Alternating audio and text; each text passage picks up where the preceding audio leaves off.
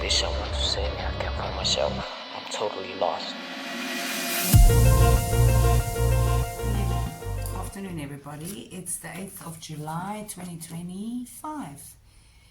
So I've gone quiet for a bit. The reason for that is danger, and then also putting myself out there generally in this last couple of months has been pretty scary, and I've received some threats. So especially I think after my last video was quite political, and so yeah.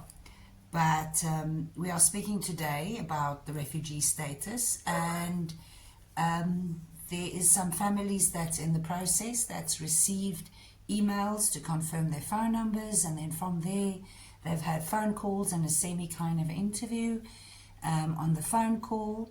From there they have been contacted, and police clearances forms have been sent, and then after the police clearance forms, clearly there will be biometrics where your fingerprinting has been done.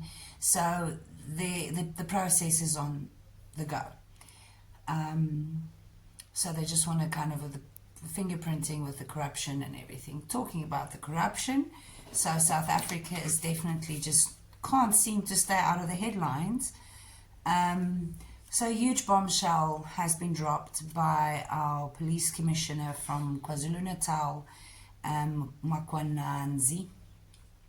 He's a very, very, very formidable character with his military attire. He was sitting there and clearly wanted to make not just a statement, but he really wanted it for the ANC to hit home. I think what KwaZulu-Natal is prepared to do if they leave this type of corruption and lead these type of governments. So the corruption is a drug cartel from South America that has infiltrated the government, the politicians, the police, the judges, and all senior politicians. It comes through Natal, Durban harbors, and then comes to Gauteng, and it seems like it's a huge, huge cartel. It's nothing strange. We've been used to the kind of illegal doings and dealings of the ANC for years. They always kind of keep a face up to the world of being these peaceful, peace-loving helpers, and look at us, this is how it's done. But to be honest, most of the dealings of the ANC is corrupt. It has been their terrorist movement and group, and I don't think why we actually expected anything else, but it is what it is. So there's a few people speaking out about it. It's interesting. I think the whole YouTube is full of it at the moment, and from the beginning I was saying the KwaZulu-Natal will be standing up.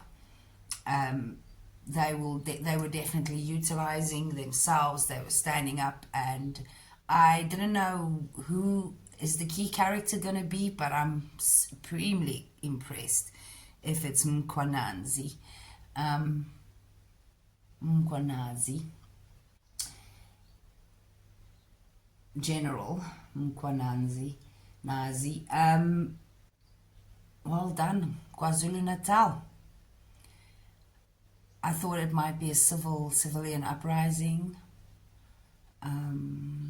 but you are hitting hard, and it seems like I don't think the ANC will be able to just sweep this under the carpet and hide around it. I hope they will actually react. I don't know if they are capable and if they are highly skilled in politics to actually deal with these type of allegations, and if they're going to be able to play hardball enough to actually lock the people up that's involved.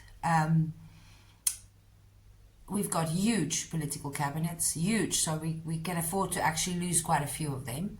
That alone is highly criminal in a country with a growth rate of GDP that's so low. You would think they'd be doing some cost cutting, but instead they're inflating our whole flippin' budget with officials, salary taking officials that actually brings nothing to the table but chaos and corruption. So I'm impressed. I'm impressed, and we could not really expect anything less. My previous video, people were pretty annoyed with me when I said God left South Africa, but you must understand that God's definitely not with the government. If the government's prepared to funnel money and funds to sangomas and high ranking witches when they get paid, and it's through,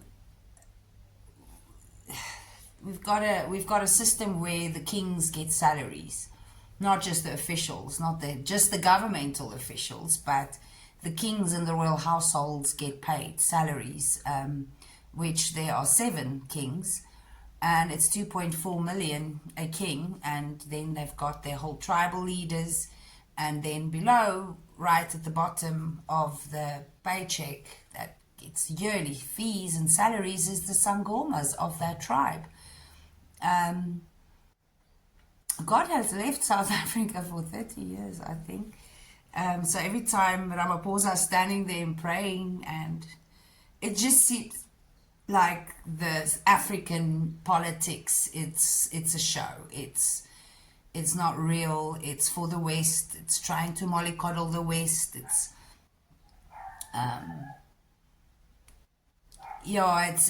it's not real. It's definitely not real. The real politics is amongst the tribes, the kingdoms, and how you fit yourself into that. That's where you belong.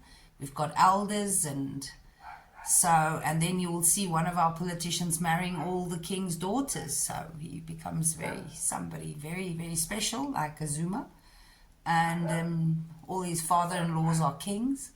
So it's really strange. It's dark ages when it looks at the government. So don't look at the government. That's not real. It doesn't exist. It's just there to take the money from the West and trade deals and stuff like that, and then just skimming so much money from the top. So I don't think Ramaphosa and his officials have the skills to actually deal with what's coming. They're not highly skilled enough, and also the moral grounding which they stand on is very strange, and we might not understand it. They might come from a place where it doesn't make sense, and that is fine. The problem is the place they're coming from is absolute corruption. So it doesn't make sense to any normal human when they want to feed their kids and have their kids go through schools, that all these absolute thievery is happening in every governmental section, which he has been the president of for 8 years. So turning a blind eye, it seems that you must not just be turning a blind eye, you're getting hand-me-outs and hush money, and you will be paid. In this country, if you're African, they will not do anything for free or on a moral standing. So he would have to be paid off. So I would think our own president, Cyril Ramaphosa, is part of this cartel. It will only make sense. Things like this can't happen underneath your nose and you don't know for 8 years. 8 years. And these type of cartels have existed for much longer. I was 15 years old, and especially the cartel in Rosebank killed my uncle. He was a young man. Yes, he got involved in drugs, highly up, well off young kid, and you get invited to parties and you get murdered. His body was found naked, murdered and thrown in front of a fire brigade by this drug cartel. I was 15 years old, and my mom said, you will go to the funeral to see. There was bouncers and a whole mafia, well, our family was kept apart from, well, the mafia is trying to keep all the, I don't know how, I was 15 years old. And that was the drug cartel of Rosebank. So I know they've existed since I was 15, so that's 1995. No, that was 1997. So that's 30 years that these type of cartels has been in place. I'm very impressed with this general. If they get taken down, I think our family and my uncle, my aunt, and his twin sister would have some form of vindication. So it is a big week for South Africa. 2025 will be a bigger week, bigger year, and July is going to be chaos. So I just want to say to the refugees, packing your bags, selling up your stuff, getting ready for new adventures, and wanting to breathe and live life again. We have been feeling abused and strongholded, and a form of in slavery in this country that I don't think people understand. And we might be smiling and we have our lovely humours and our brute men with rugby and playing and all the pride. It's fleeting. It's just very fleeting, these feelings. And how excited we can get for small little things like that, because it's not long lasting. So we grab hold of these little victories where we can and hope. We just hope. One thing that the South African does have is we've got an immense seat of hope in our souls.